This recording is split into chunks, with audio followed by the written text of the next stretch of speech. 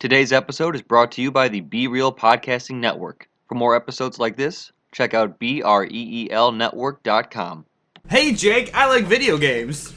Hey Tony, I like video games too. Welcome to Hey, I Like That Game.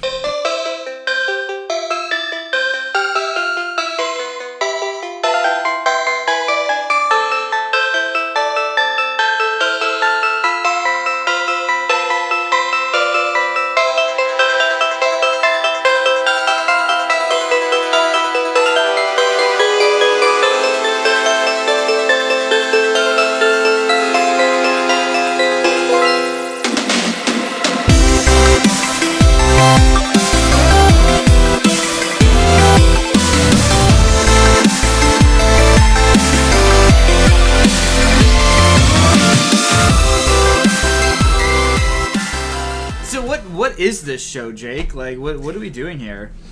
Well, the general setup is that we take a game that one of us likes to play, and the other one hasn't played it before, and then we both play it again for the first time in a while, or for the first time forever, and then we sit down and we talk about it. Really try to, some in-depth, hard-hitting analysis on the role of nostalgia in popular culture. Yeah, this is hard-hitting. This is hard-hitting journalism right here. We're getting down to the really important stuff. To the nitty-gritty. Right. So the exciting part about this episode is our first guest. So we have Mark on the show today. We're going to be talking about Trasistor. What's up, Mark? Hey guys, I like video games. He likes. Wait, I do. Jake, he likes video games too. I like video games too. Yeah, that's crazy. What a small world. I can't speak for Tony because he plays shit. What? Well, welcome to the show, Mark. Thank you. Thank you guys for having me. Absolutely. Our pleasure. So we're going to talk about Trasistor. That's this episode. Trasistor. I never played it. Never. Oh wait, no, you guys told me to play it, so I played it. Yeah. So you played it. This was my choice as a game for the episode. Because I like Supergiant games. Like Bastion was like a super fun game I played like years ago now, like right around when it first came out. And this is their second game, the follow-up to Bastion. And people are kind of hit and miss on this game. I really liked it when I first played it, but I don't know. Maybe my opinions changed a little bit. Jake, what is this game about? Well, this game starts in medias res, sort of. Basically, you're playing as a woman, like a redheaded woman, in a dress, and you're standing over some dude who's been stabbed by some microchip-looking Buster sword. Yeah, it's just a big blue sword that looks like. You pick up the sword, and it starts talking to you. Like little snippets of just like random things. It's like sort of like wispy, sort of like gruff voice, like, "Hey there, Red. We're kind of screwed now, aren't we?" Stuff like that. And the story is delivered in one vague, gruff dialogue line at a time. Yeah, Yes. You have a talking sword. You do have a talking sword. That's like really emo. It's so emo. This game is so emo. Yes, I didn't actually think about it, but yeah, now that I mention it's very dark, emo.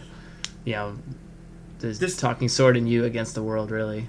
Yeah. This game has a lot of feelings, and like, I don't know if it knows how to like describe them to its audience. Like, it's really weird. Like, you got this like giant USB stick that you're killing enemies with, and it's like it's so fucking weird. Like, the combat of the game though, so like that's kind of like the setup of the story, right? The combat of the game is like a character action type fighting style, but then you can also play it turn-based with this like slow down of time mechanic, and then you get like a bar of time basically, and all of your commands eat up sections of that bar, so you can kind of plot out your moves, including movement, like to the really, really fine detail, which is a fun way to play the game. But I don't know, guys. Like, I played it as an action game more than I played it as an RPG. Like, Mark, what about you? Like, how'd you play this game?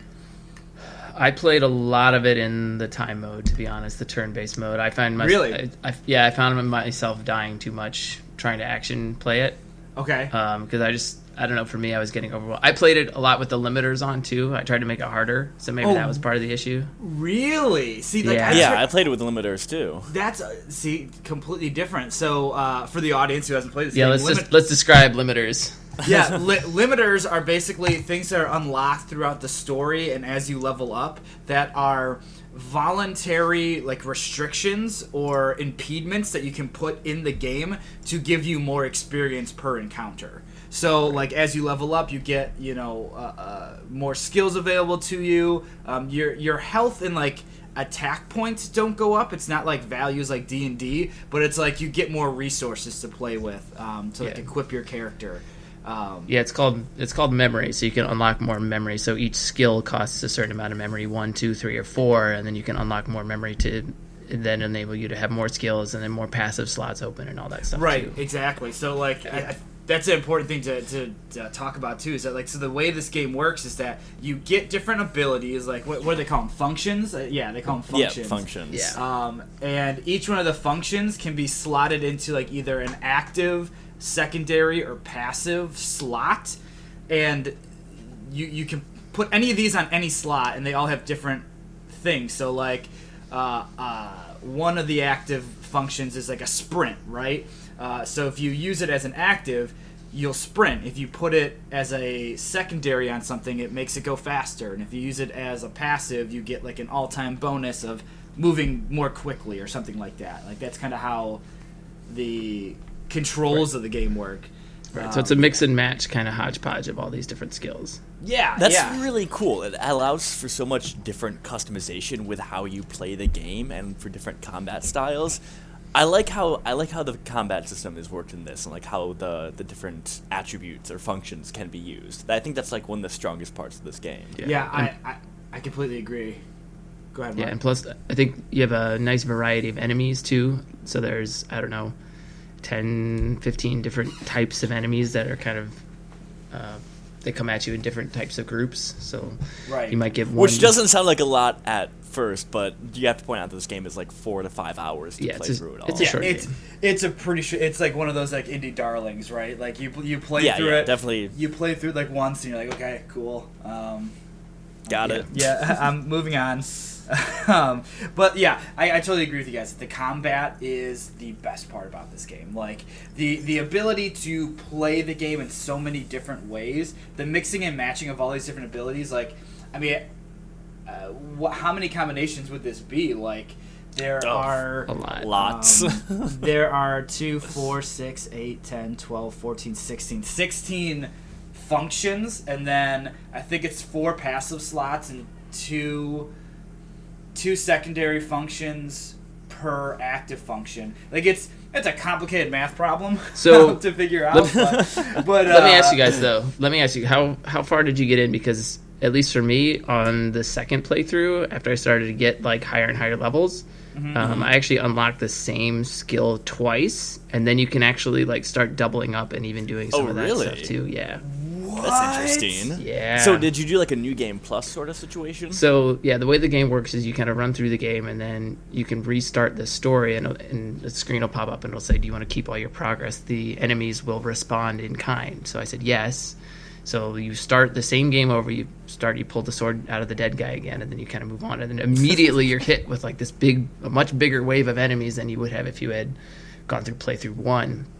So you kind of go through this again. You keep all your skills and you keep everything, and then again at some point you unlock all the basic skills, and then you get to re-unlock a second version of them. So I actually have like a stun skill on top of a stun skill, so it'll double the stun effect. So it'll keep him stunned for longer. Okay, that's pretty neat. I never realized that. That's Yeah. super cool. Like that's a fun, I guess, quote unquote fun way of extending game time.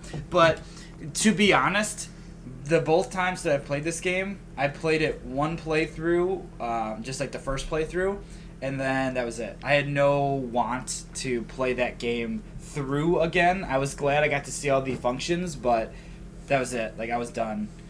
So Yeah. after yeah, that. I'll just give my little perspective here, because So I started this game a long time ago, and I never finished it. Right. So when you guys asked me, hey, has anybody played Transistor?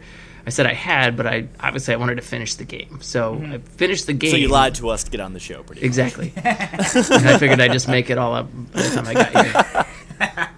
So I finished the game, and I'm like, okay, so I got the ending.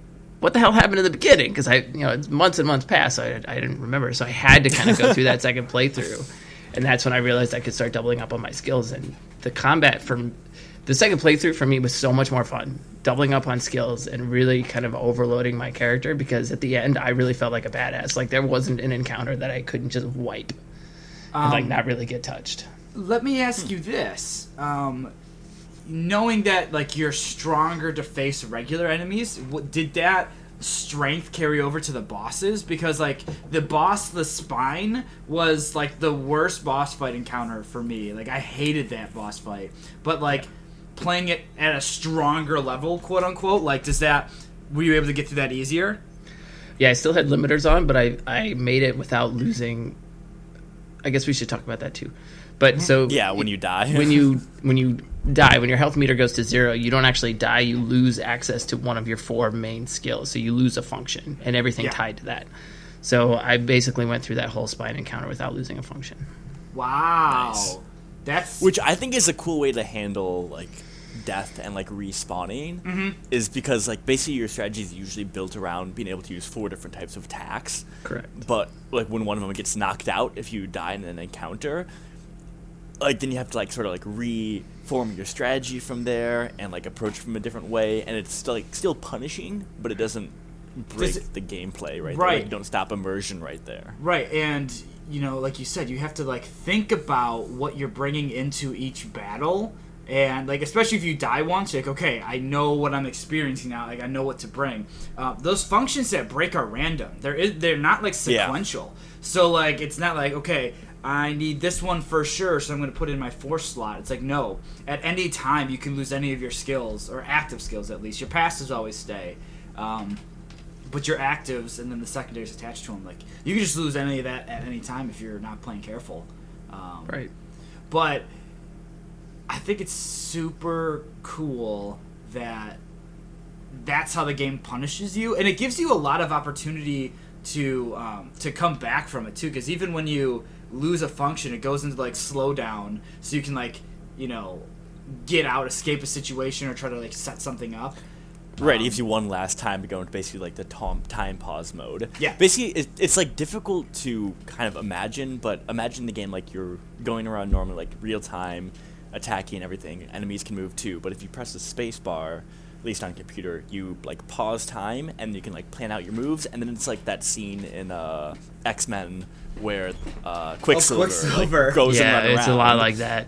Basically, like then that happens for a set amount of time, but you can't use your abilities for a little bit afterward. So it's like a good like risk reward sort of thing. Because when you pause time, you can get in multiple attacks, really strategize and get a lot of movement in, and the enemies can't do dick about it. But then once you're out of it, you're vulnerable for like 4 seconds. Yeah, and in all honesty, like you do need to strategize. Like some of these enemies are kind of tough. Like I started to. There's that dude who pounds the ground. What'd you say? The dude who pounds the ground. The jerks. Oh, the jerks. So yeah, they're called jerks in the game. Named. Yeah. Very fitting. Yeah, they're those fuckers. Yeah, just like Tony. Yeah. Zing. Wait. The other enemy that I hated was the like towards the end of the game, like in that last stage where you're fighting the like humans, like the guys or whatever. Like fire the really slow, like kill you in one hit missiles. Yes. Yeah. I hated those.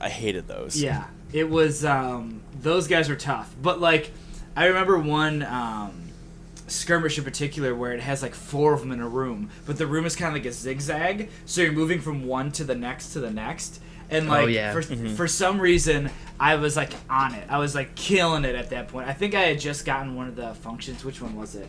I think it was I forget what it was. What did it do? It was was it destructive? Like, it was the one that, like, shoots out the little, like, bubbles, and, like, it goes right at the enemy and, like, fucks Oh, them yeah. up. It's like The you bubbles get it, are cool. Yeah, you get it, like, late game. It's like a late game one. Is it Then Flood? it like does like Might be Flood. passive like overtime damage. Overtime DOT. Yeah. It's a Pestilence? It's a 4. Let's see, it's a 4 stock one. Which one is that? No, not transform. I use that shit all the time though. Like making the dog, that was dope. Yeah, making the dog. I liked having your little companion. Mm-hmm. And then the one I really liked is the one that lets you go stealth. Yeah. Because it helps you out of like tough situations, and you can use it when your like time pauses on cooldown too. Yeah. It's a good And escape. then when you're pop out of it and you do bonus damage. I used most of my strategy revolved around using that maliciously. You know, the very first time I played Transistor, I never used that move, and this time I used it all the time.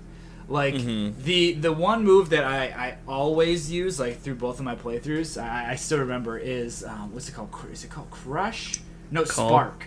Spark. The one where like you shoot out the little ball. Yeah, and then it like it explodes. shoots the little mines after it. Use that plus Crash to give it like stun. It's so fucking easy. Like it. Oh man.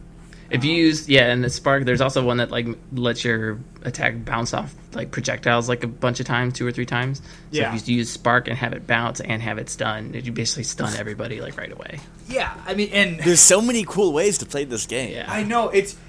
And here's the thing. I'm gonna bring it down a minute. This Man, emo I wish. game. I wish this fucking. I wish this game's story made sense. I really fucking did, because it doesn't. Oh god, can it we makes- please talk about the story? It doesn't make any sense. Okay, so. It doesn't. It doesn't. I want to hear what Tony thinks happened in this game. I have no idea. Okay, I'll do my best to like. Go for it. Okay, so 60 seconds on the clock.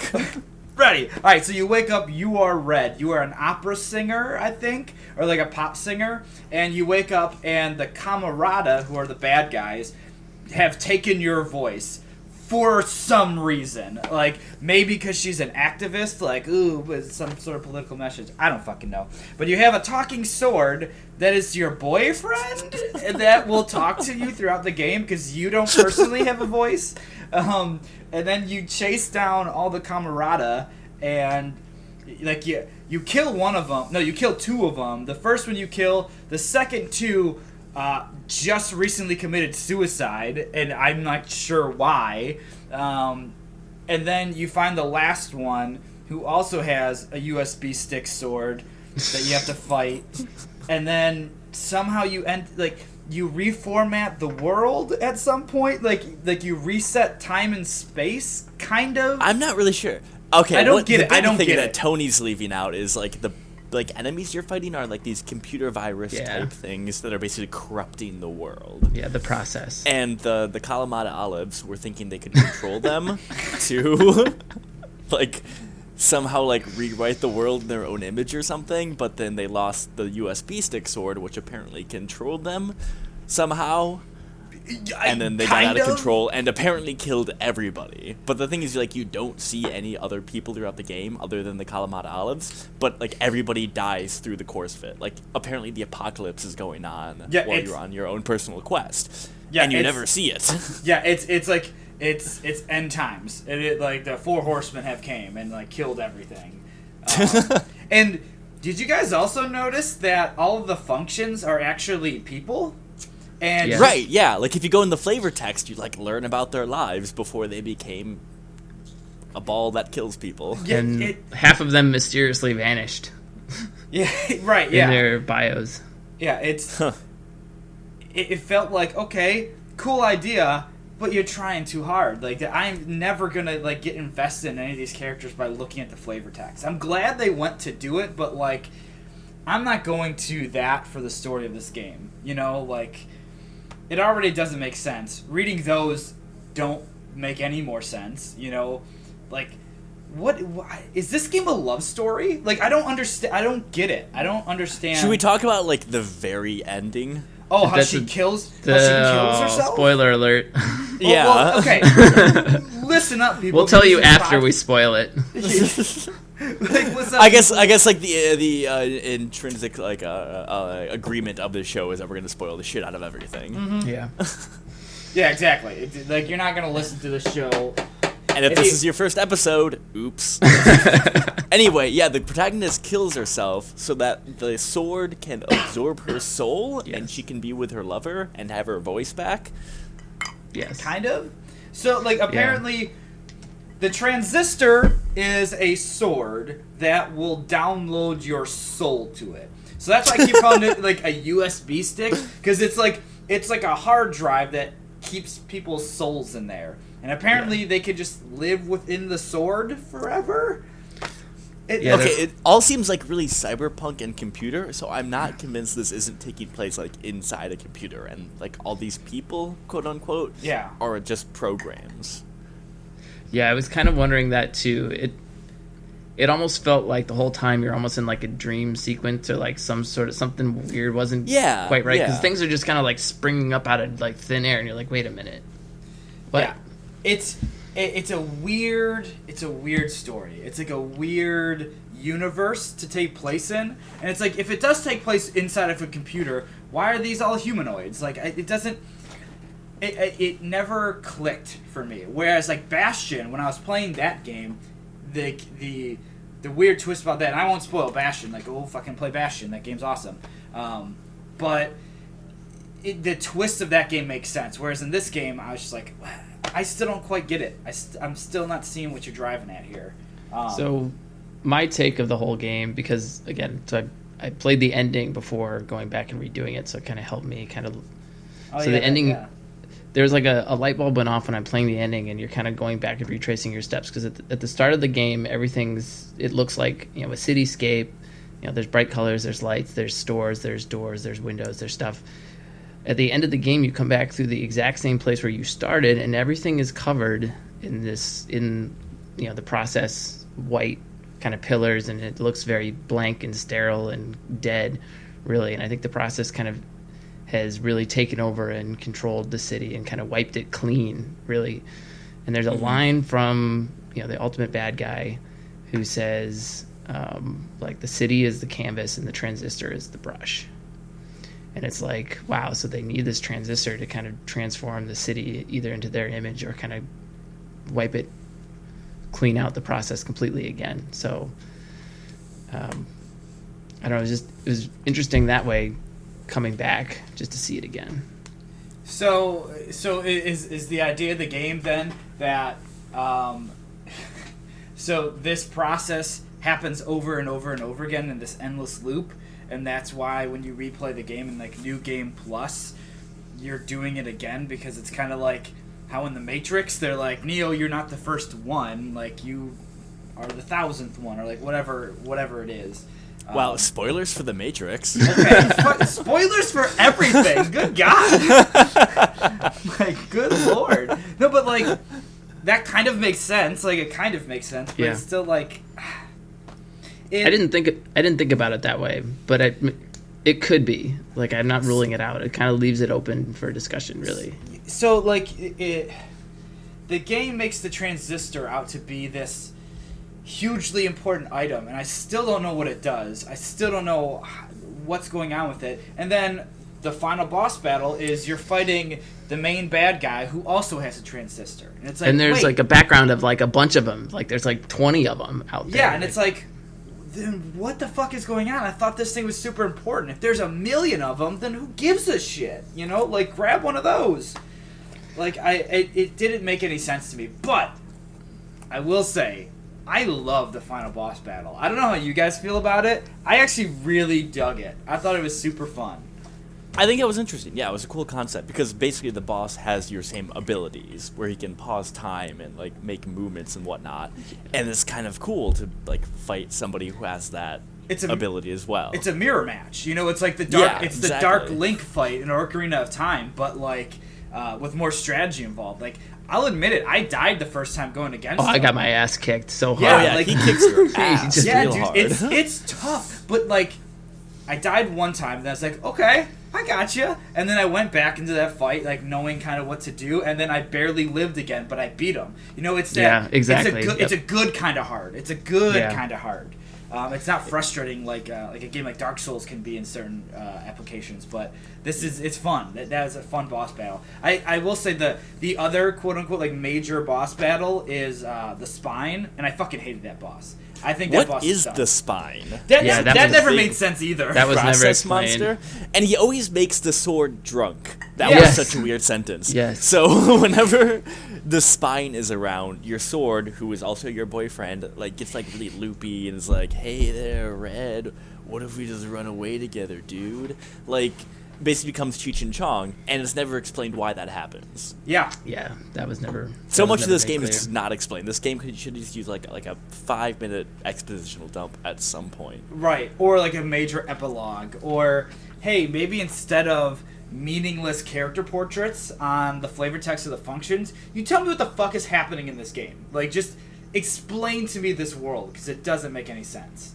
It's a cool world too. I just want to know more about it. Right. I mean, we haven't really talked about like how great the little things are in the world. So like the graphics obviously are like gorgeous. You know, Supergiant Games makes It's very a very pretty artsy, games. pretty game. Yeah. Very pretty, almost like hand painted, hand drawn. Everything. Yeah. It's enough that I could almost recommend the game just to see the art in motion. And then the soundtrack is phenomenal. Like I don't know if Soundtrack's great. it like this is gonna start getting into my working playlist. Like good music to like work to. Like solid instrumental, like modern kind of good music. Like it's just pretty good. Yeah. But Yeah. Thoroughly enjoyed the soundtrack. yeah. There's a lot to like about this game, but then there's a lot to not like about it. Like I'm still kind of undecided whether like I say, hey, play this game, or you could skip this game. I'm not sure, like what my recommendation is going to be about it. I mean, just because of the like basically the similarity in gameplay, and because it's made by the same developer, it's impossible to not compare this to Bastion. So if somebody hadn't played a Supergiant game before, I would say for sure this is Bastion. Like Transistor, if you like love Bastion, if it was your favorite game, play Transistor 2. But Yeah, I don't know. I can't. this This is a tough one. This is a really tough one. So- is the toughest one so far. So I'll say this. For the first playthrough, I put it down, right? Obviously. I didn't Yeah. even care enough to make it to the end of the game. But I will say I'm glad that I picked it up again and got through my second playthrough, because it was so much more fun doubling up on skills and maxing my character out. And even with a bunch of limiters on, I was, by the end of the second playthrough, I was like untouchable. And I had found all the combinations that had worked for me, and I had a lot of fun with the variations of the encounters, because I could use my 4 functions in very different ways to kind of command the battlefield. And that, for me, was really cool. But it took so long to get there through all this, drudgy, monotonous, kind of dark, emo story to get there. I think it's going to be hard for some players to kind of break through that wall and Yeah. make it to that end game. I totally agree. Like if you like deep, complex game systems, then that game's for you. Like if you like to experiment and like mess around with things, that game, like Transistor, could be for you. But like yeah.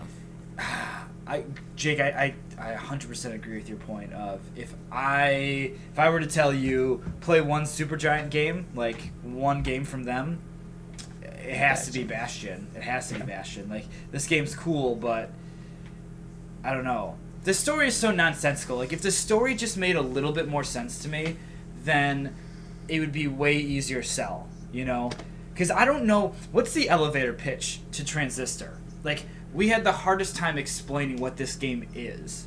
So, Yeah. like, it's hard for me to recommend it. I guess isometric, cyberpunk noir strategy action. With a sword that's like really sad about things. That's the weirdest part about this game, is that this fucking sword doesn't shut up. I can't tell you how many times I was just saying to myself, fuck, shut up, sword. Shut up, sword. Or say something of value, like tell us more about the story. Stop complaining, sword. That should never be a sentence. Like, that doesn't make any fucking sense. Oh my god. Ooh. I'm trying to get like other talk. The only other Skyward Sword. Another time I've wanted to say, "Shut up, sword." Well, Man. fuck that game. Can we have a Yeah. side podcast? Can we have a about- brief aside? Yeah, a brief aside. Hey, people that like Zelda never play Skyward Sword. That game is so fucking awful. Skyward Sword broke me. I bought a Wii specifically so I could finally play Skyward Sword like a year after it came out. So disappointed. That game is garbage. It's so bad. Only because of the Wii. I think if it were a normal Zelda Nope. game, it would have been alright, but just the Wiimote just Nope. kills it. I- It kills it. I completely Fuck the Wii. disagree. I hate the Wii. completely disagree. I think that game is built on really flawed principles and like just not sound mechanics. Like the fact that you could like level up your weapons, it's like I don't want that. Like I don't want that in my Zelda. I want a giant world with tons of things to do and like it's got to be fun to play around with. But no, they make this like sky world that looks really cool, but it's frustrating to fly around and there's nothing to do in it. And then like an Earth realm that is just stupid. That's just dumb. God, Skyward Sword sucks. God, that game sucks. And it's even better that Breath of the Wild came out of that because that game is so fucking good. Like there will be a podcast like 2 years from now where we talk about Breath of the Wild. Like come back to do the hey I like that game. I'm gonna put my spot in. I'm gonna claim my spot now. You want to I'm get in it? for You the want to Breath get of the it, Wild. man? Okay. Yeah, Well, I mean, it'll be fine. I haven't played Breath of the Wild yet. I don't have a not Wii either. U. I don't like really plan on getting the Switch until they get, you know, Yep. at least one other good game. Yep. Right. So- Exactly. So in about 2 years from now, when there's actually a library of games that Nintendo has for their new console, we'll Right. fucking come back. I All right, there we go. have to stop. I have to stop. I was about to spoil something else in Breath of the Wild, and then another thing. Okay, quick question about Transistor. Okay. So at the end of the game, is everybody dead? Like, Everybody. literally? She like the way that I interpreted That's very unclear. Yeah. the way that I interpreted it was that like she has become like the new god, and like her choice is to, instead of reshaping the entire world, she chooses to kill herself. Which is problematic, to say the least. I don't know, if anything, because, like... But then they wouldn't have She- all those cool art shots of them together at the end. Right, Like, yeah, like, she kills herself, and there's, like, a little, like, photo reel of her and her Yeah. dead sword boyfriend. Her sword boyfriend. And Talk to sword at boyfriend. then the end, it's like, okay, now they're both inside the sword, and they can, you know, talk and be with each other and whatnot. And it's just like, I don't know if we should be showing, like, a suicide as the happy ending. That seems a little, not okay. It's really odd, but It's really odd, and it comes out of nowhere. it doesn't make any sense. Like I thought the ending was gonna go that she restores the world to what it once was, because That's what they set up, yeah. yeah, but no, she just kills herself instead. Like it's But- super fucking weird. So there's little snippets and like little itty bitty crumbs of evidence of like other people in the world, but you never see any of them right throughout the game. Yeah. Yeah. You just see the bad guys. So maybe she could rebuild the city, but like how do you get all the people? Like she can't just. I don't think she can create people out of the transistor. There's like 4 lines of dialogue where the sword's like, hey, Red, we're gonna get my body back and I'm gonna be just okay. And then like 10 minutes later, with no reason whatsoever, the sword's like, yeah, looks like we're not gonna be able to get my body back, sorry. It's like what? It's just like, wait, excuse me? When was this like brought up and when was this dropped? What are we trying to do right now? Yeah, I never understood what I was supposed to be doing. Hey, can we also talk about how there is a button just for humming? There is a hum button. Yes, in this there's game. a hum button. There is a hum button. You press And a this twirl button. your sword around. What's that? Yeah, like a flourish button. Yeah. Hum Okay, and how flourish. can you hum if you can't talk? Yeah. I don't get it. Yeah, How mute are you, Red? yeah. I don't. Okay. I think I gotta say We've Pat. talked, like, not a whole lot about the gameplay. We've just been talking about how dumb and convoluted and inconsequential the story is in this game. I think what this this episode has turned into is that like, okay, we either rant about how much we love the gameplay system or we shit on it because the story makes no sense. That's what it like. So if you care about story at all, skip this game. Yeah, I think for me, what was really missing in the story was motivation, right? I don't know really Red's motivation. I don't know why the Comrade were after her in the beginning, and I don't know what their end goal motives were when using this process thing that got out of control. Like, I don't know if they wanted power, if they wanted to wipe the slate clean, with just the city and not kill everyone. Like, I don't know. Was this like a villain that, if you look from a certain perspective, is actually a hero? Is that like kind of what it is? Like, I don't know what their motivation is, Yeah. Yeah, I don't know. It's tough to kind of decipher that, but so you don't get any meaning behind it. Like right. The gameplay only takes you so far if you just don't care about what you're doing and why. Yeah. Can I take like 2 minutes to talk about my end game build because I'm really proud of it? Yeah, go ahead. I'm biting my tongue the Go whole for time. it. Like, I want to talk about how sweet I was. Oh my god! So there's a skill called Void, and what it does is it shrinks and weakens your enemies, and it can stack up to 3 times. So my end game build, I actually had Void that bounced a bunch of times, and I doubled it up, so it actually stacked. So I'd hit a bunch of voids everywhere, and basically the whole battlefield would get weak. And then I doubled up on Cull, which is this massive close range explosion where you do this massive uppercut with this USB sword, and it just pretty much blows up everything. So if you double that up, and there's another function called Load, which basically expands the blast radius.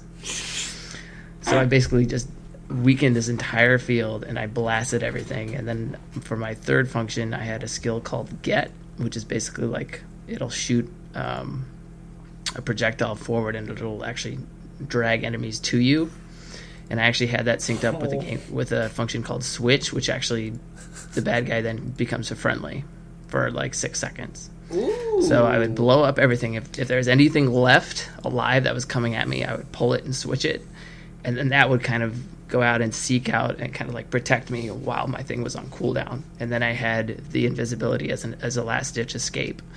So if for whatever reason I was running around, I could always pop my invisibility and wait for my action bar to cool down.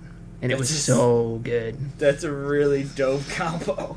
Oh, so good. It's like tragic that like such a cool like thought process of strategy that worked out so well is wasted on a game like this. It took me so long to get to that build too, because I was really messing around. I was trying to do a lot of different combinations, because there's like different combos you can do. Like different skills will play off each other and add extra damage or extra abilities. But when I landed on just doubling up on those skills, I knew exactly which ones I wanted to try first, and it ended up working out, and I never looked back. I was kind of like what I ran with this whole second half of the second playthrough. So, like, we might have mentioned it before, but like it's good to mention again that this game, like, I had never even thought to use that build you were talking about, Mark. Never once occurred to me to do that. Like, mine was completely different, yet super effective as well. But like, it does require to think out everything, like Yes. you can't just throw random skills in there and just it's totally gonna work. It's like, no, you have to kind of plot stuff out. You gotta think about the combo. Well, you played more as an action style, so what did you have? Because I'm So curious. it sounds like we were very different. Yeah, so I used Spark. I used what was it? Was it Obstruction? No. I don't remember which one it is. It's one of the last ones in the game. Like, I could point it to you on the screen, but it's like a circle. It's like a turquoise circle. I forget what that one's called. Is it the one that like gives you lifesteal, or? Yes. Okay, the lifesteal one. Oh, and Purge. I used a lot of Purge too, and that's the one that does the damage over time. Damage over time, yeah. Yeah. So I'd send out like giant orbs of that, and then I always had the dash that was a jaunt, just to like get around super fast. So Yep. like I would use jaunt, spark, the purge, and then I don't remember what the other one was. Maybe it wasn't crash. No, help. I liked being able the to dog. summon. I liked having the Little familiar.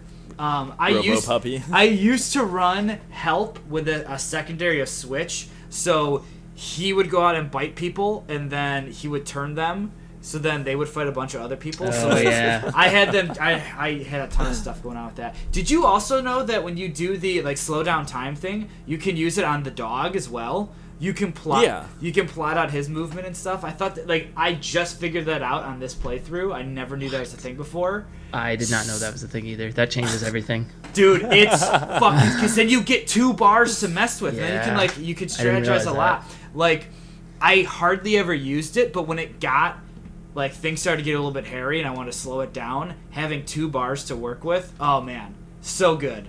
Yeah, I could see that. So much fun. I think this is gonna be the first episode where I'm just gonna say I like that game. I like it, but I don't love it, so I don't know what to recommend. Yes. Maybe play it. Play it, Yeah. maybe. If you like being confused, boy howdy. If you looked at Cloud's Buster Sword from Final Fantasy VII and you thought, you know what that's missing? The ability to speak. Yes. And absorb everyone's soul. Hey, do you want a whiny voice in your sword? Well. I don't know. It's I'm trying to... Yeah, And I gets don't drunk. want to get drunk whenever there's a giant monster nearby. Because I don't want to just unilaterally say don't play this game, but I'm trying to think of the very specific situations in which I would recommend it to somebody. For free? Yeah. You get that game. It was on PlayStation Plus. It was for free on PlayStation Plus. And that's when I got for it. free, and you have That's- it 4 or 5 hours just to kind of go through it. Yeah. Mm-hmm. If you put it on your Steam wish list and you see it's down to $2, I think that's the threshold. Yeah, I think $2 is the appropriate amount of money to pay for this game. 2 to 5. Anywhere from 2 But to it's 5. not bad. It's It's not hard bad. to say this because it's not a bad game. It's No, just it's not. There's just so many other games. I would recommend FTL over this game 1,000 times over. Because they're both infinitely replayable games, right? But FTL is such a more, focused, there is no narrative. The narrative you create in your own head. Whereas this one crafts a narrative that makes 0 sense. That's just fucking... it just doesn't make any sense. So I don't know.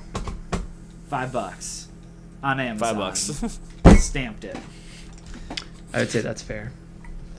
I think that's a show.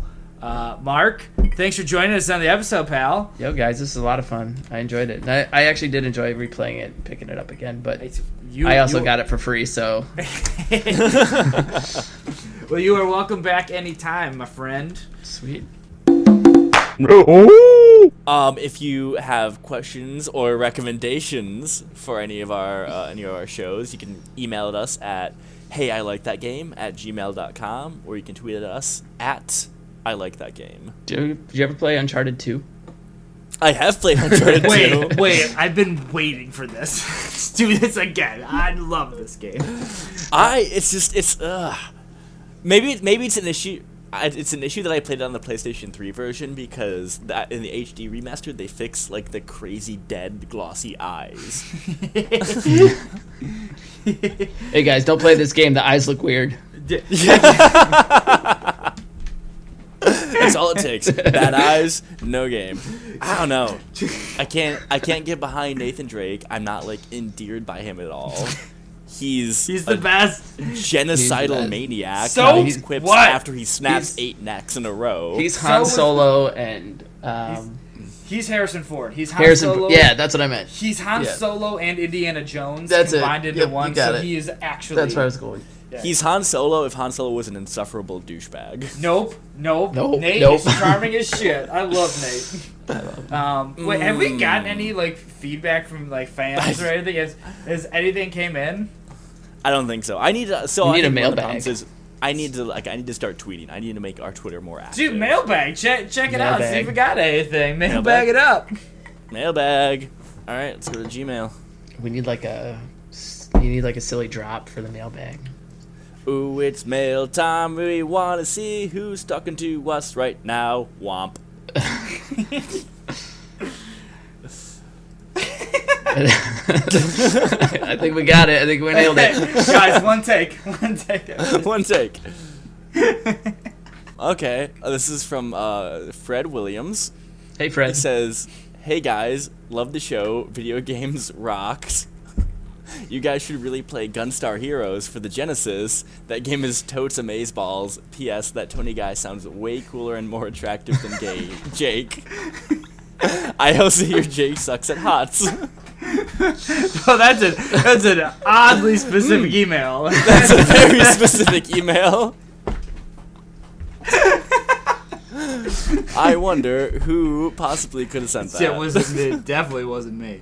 Well, Fred Williams, aka KirbyBro420@gmail.com. I believe our next game is going to be Gunstar Heroes. It's one Tony likes to play. I love this game. So Kirby Bro 420, thank you, buddy. This game's gonna be great. So good. A Sega Genesis classic.